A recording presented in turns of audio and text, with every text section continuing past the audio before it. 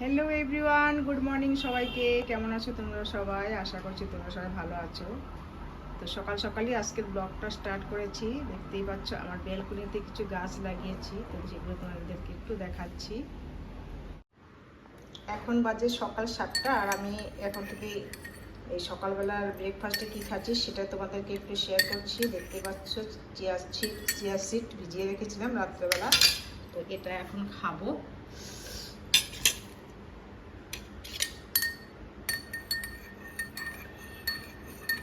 এটা খেয়ে একটা ডিম বয়েল খাবো, বাস ব্রেকফাস্টে আমি এটাই খাবো আজকে। আর তারপর রান্নাবান্না স্টার্ট করব।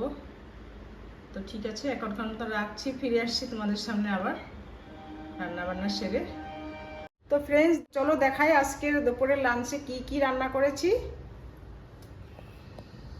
তো শুরুতে দেখাচ্ছি হচ্ছে ভাত, আর একটা কাঁচা লঙ্কা রয়েছে, আর এদিকে রয়েছে মসুর ডালের বড়া পেঁয়াজ আর লঙ্কা দিয়ে, আর রয়েছে ডাল, আমড়া দিয়ে ডাল, টক ডাল করেছি। আর এদিকে রয়েছে আলু আর ডিম দিয়ে ভর্তা করেছি শুকনো লঙ্কা ভেজে, আর এখানে রয়েছে ঢেঁড়সের ভাজা। তো এই হলো আজকের দুপুরবেলার লাঞ্চের মেনু। তো আজকের মতন ভিডিওটা এখানেই শেষ করছি, আবার দেখা হবে নেক্সট ভিডিওতে।